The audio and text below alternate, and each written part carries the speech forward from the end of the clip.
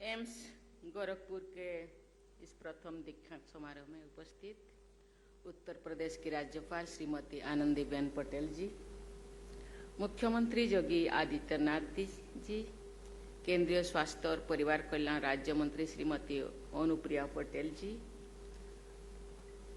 संसद सदस्य Shri Ravi Kishan ji, president AIIMS Gorakhpur Shri Deshdeepak Verma ji, executive director major general doctor Vibha Dutta ji, संकाय सदस्यगण, प्राध्यापकगण, सभी डॉक्टर्स और नर्सेस, गणमान्य अतिथियों, प्यारे विद्यार्थियों, देवियों और स्वजनों, नमस्कार। एम्स गोरखपुर के पहले दीक्षांत समारोह के विशेष अवसर पर आप सबके बीच आकर मुझे अत्यंत प्रसन्नता हो रही है। आज उपाधि प्राप्त करने वाली विद्यार्थियों को मैं बधाई देती हूँ। स्वर्ण पदक विजेताओं को मैं विशेष बधाई देती हूँ। आज का ये कार्यक्रम केवल एक आयोजन नहीं, शिक्षा, सेवा और समर्पण के मूल्यों के प्रति निष्ठा व्यक्त करने का महत्वपूर्ण अवसर है। मैं एम्स गोरखपुर के सभी डॉक्टर्स, नर्सेस, संकाय सदस्यों, विद्यार्थियों, अभिभावकों और कर्मचारियों को इस दीक्षांत समारोह में आयोजन के लिए बहुत बहुत बधाई देती हूँ। एम्स का नाम सुनते ही मन में विश्व स्तरीय इलाज, उत्कृष्ट चिकित्सा सुविधा, आधुनिक टेक्निक और समर्पित डॉक्टरों की एक छवि आंखों के सामने उभरती है। एम्स संस्थान भारत की चिकित्सा क्षमता के प्रतीक है। यहाँ हर मरीज को उम्मीद की नई किरण दिखाई देती है। एम्स ने भारत में चिकित्सा शिक्षा, अनुसंधान और उपचार के क्षेत्रों में उच्चतम मानक स्थापित किए हैं। चाहे वह सर्जरी की नई टेक्निक हो, अर्ली डायग्नोस्टिक्स के उपकरण हो या फिर आयुष और एलोपैथी के समन्वय से बीमारियों का इलाज, एम्स ने नवाचार को अपने कार्यशैली का हिस्सा बनाया है। हम विश्वास के साथ कह सकते हैं कि देश का पहला एम्स स्थापित करने का जो उद्देश्य था, उसे पूरा करने में सभी एम्स संस्थान सफल रहे हैं। एम्स संस्थान आज गुणवत्ता, सेवा और नवाचार के केंद्र बन गए हैं। एम्स गोरखपुर इस परंपरा को सफलतापूर्वक आगे बढ़ा रहे हैं। इस संस्थान ने बहुत कम समय में शिक्षा, अनुसंधान और चिकित्सा सेवाओं के क्षेत्र में उल्लेखनीय प्रगति की है। यह संस्थान हर वर्ग के नागरिकों के लिए सुलभ और सस्ती स्वास्थ्य सेवाएं उपलब्ध करवा रहा है। इसीलिए मैं इस संस्था को बहुत बहुत धन्यवाद देती हूँ। चाहे कोई गरीब हो, ग्रामीणों हो या शहरी नागरिक, इस संस्थान में सबके लिए समान गुणवत्ता का इलाज उपलब्ध है। मुझे बताया गया है पूर्वी उत्तर प्रदेश, सीमावर्ती बिहार और नेपाल के लोगों के लिए उत्कृष्ट चिकित्सा सेवा के केंद्र के रूप में एम्स गोरखपुर प्रसिद्ध हो रहा है। इस अवसर में पर सभी डॉक्टर्स से कहना चाहूंगी, चिकित्सा लोगों की सेवा करने के साथ साथ देश की सेवा का माध्यम भी है। डॉक्टरों का समाज और देश के विकास में अत्यंत महत्वपूर्ण योगदान होता है। ये केवल रोग का इलाज नहीं करते, बल्कि एक स्वस्थ समाज की नींव भी रखते हैं। जब देश के नागरिक स्वस्थ होते हैं तो उनकी कार्य करने की क्षमता भी बढ़ती है और ये राष्ट्र की उन्नति में भागीदारी बन सकते हैं। इसके लिए जरूरी है कि डॉक्टरों की सेवाएं ग्रामीणों और दूर दराज क्षेत्रों में भी उपलब्ध हो। देवियों और स्वजनों, गोरखपुर और देश के अन्य स्थानों पर एम्स की स्थापना इस उद्देश्य के साथ की गई है कि देश के हर कोने में उत्कृष्ट चिकित्सा, शिक्षा और स्वास्थ्य सेवाएं सुलभ हो। आज पूरे देश में अनेक एम्स कार्यरत है, जिनके द्वारा स्थानीय लोगों को उच्च गुणवत्ता की स्वास्थ्य सेवाएं मिल रही है। साथ ही स्वास्थ्य सेवा के क्षेत्र में रोजगार और शिक्षा के अवसर भी बढ़े हैं। विदेशों से भी मरीज भारत में इलाज के लिए आते हैं, क्योंकि यहाँ इलाज न केवल सुलभ है बल्कि गुणवत्तापूर्ण भी है। मेडिकल टूरिज्म को बढ़ावा देने में एम्स जैसे संस्थानों की निर्णायक भूमिका रही है। भारत में इलाज का खर्च अन्य के कई देशों की तुलना में बहुत ही कम है, जिसके कारण विदेशों से भी लोग इलाज के लिए यहाँ आते हैं। ये भारत का एक गौरव का गाथा है, बहुत खुशी की बात है। एम्स की पारदर्शिता, नैतिकता और अनुसंधान आधारित इलाज प्रणाली ने इसे वैश्विक मंच पर एक प्रतिष्ठित संस्थान बना रहे हैं। मुझे विश्वास है कि एम्स गोरखपुर सहित देश के सभी एम्स संस्थान भारत को एक वैश्विक चिकित्सा केंद्र के रूप में स्थापित करने में अग्रणी भूमिका निभाएंगे। प्यारे विद्यार्थियों, एक डॉक्टर का व्यवहार भी मरीज की मानसिक और शारीरिक स्थिति पर गहरा प्रभाव डालता है। आज आप डॉक्टर बन गए हैं। आप जब इस करियर के अलावा आप दूसरे आपको अपना आर्थिक और सामाजिक उत्थान करने के लिए बहुत सारे विकल्प, बहुत सारे ऑप्शन था, लेकिन आप इस प्रोफेशन को, इस करियर को चुना। इसलिए मैं समझती हूँ आपके मन में कहीं ना कहीं सेवा भाव का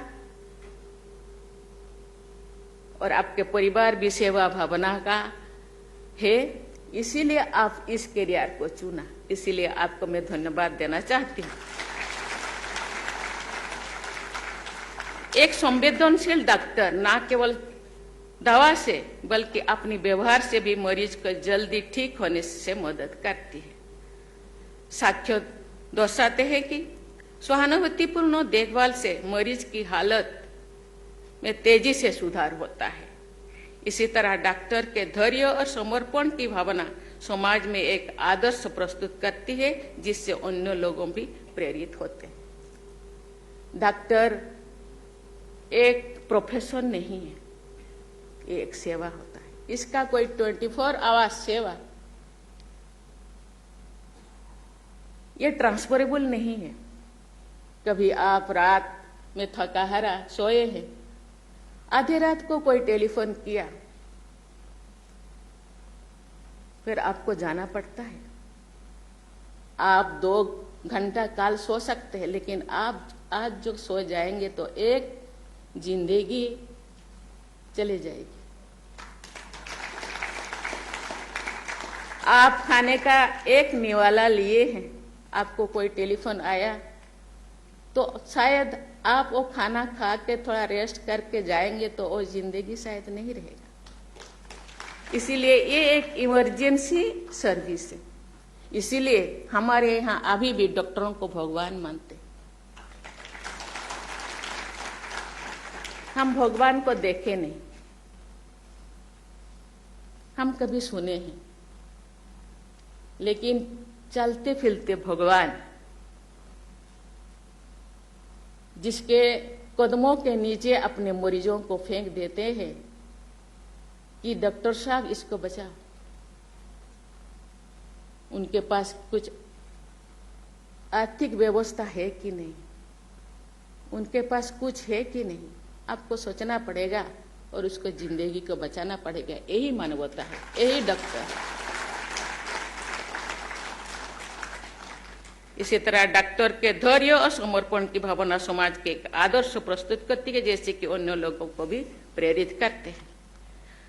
डॉक्टर्स को अनेक चुनौतियों का सामना भी करना पड़ता है, लेकिन एम्पैथी के महत्व को समझना आवश्यक है।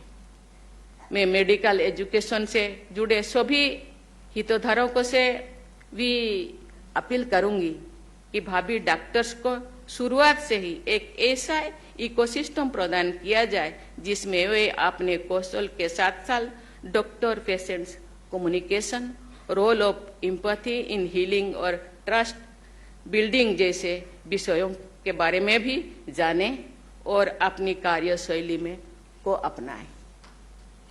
इसलिए आप डॉक्टर बने हैं, बहुत सारे परिस्थिति का सामना करना पड़ता है, क्योंकि डॉक्टर होने के बाद आप कितना धनवान हुए, आप कितना सामाजिक सम्मान आपको मिला, लेकिन आप कोई पेशेंट, दरिद्र पेशेंट हो या कोई भी पेशेंट के चेहरे पे या उनके फैमिली के चेहरे पे जो मुस्कान आपको देखने को मिलेगा, शायद वो कोई अर्थ से उसको कंपेयर नहीं किया जा सकता है। जो सुकून मिलेगा, जो खुशी मिलेगा, जो चेहरा से मुस्कान से, शायद वो खुशी शायद कोई आर्थिक रूप से या सामाजिक रूप से उसको कंपेयर नहीं किया जा सकता। इसीलिए आप जो चुने हैं, आपको धन्यवाद देना चाहती हूँ, लेकिन इस चीज को आपको जिंदगी भर निभाना है। तो आप जो, क्योंकि डॉक्टर का ऑफिशियली रिटायरमेंट होने के बाद डॉक्टर के भी रिटायर नहीं होते, जिंदगी भर ये सेवा आपको मिला है।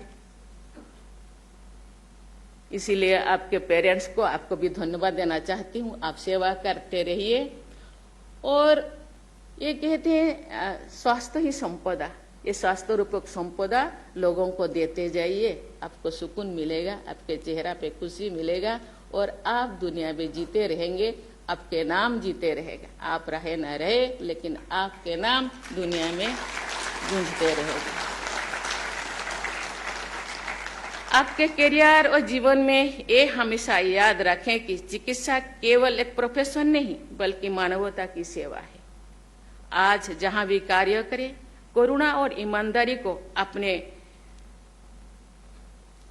चिकित्सा का हिस्सा बनाएं।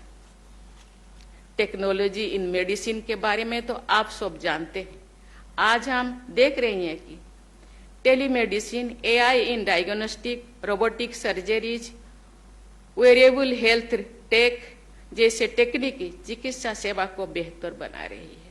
मुझे बताया गया है कि एम्स के द्वारा रोबोट असिस्टेड सर्जरीज और एआई बेस्ड कैंसर डिटेक्शन का उपयोग किया जा रहा है, जो चिकित्सा नवाचार के लिए भारत की तत्परता को दर्शाता है।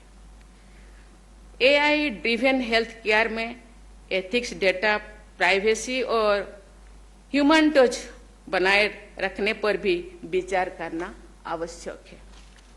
प्यारे विद्यार्थियों, आप आज जिस मुकाम पर पहुंचे हैं, ये आपकी मेहनत और दृढ़ संपर्क का परिणाम है, लेकिन आपकी सफलता में आपके माता पिता और आपके शिक्षकों की भूमिका में आप कभी कमी नहीं है, आप उसको भूलना नहीं है, ऐसी मैं आशा करती हूँ।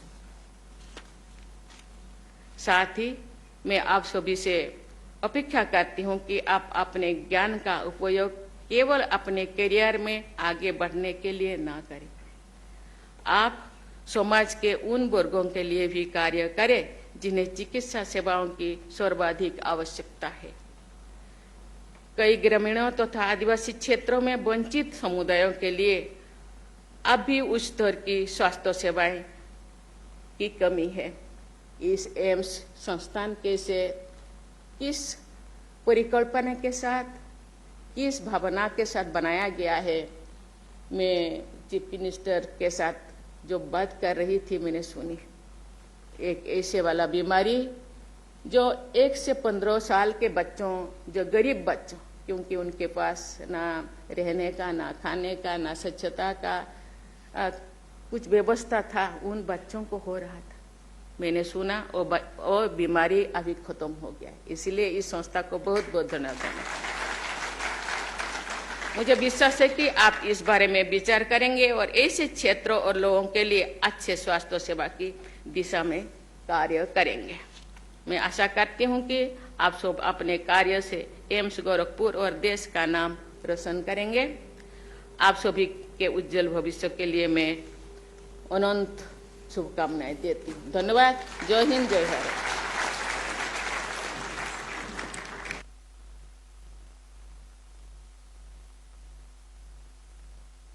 to rise. I request all of you to rise for the national anthem.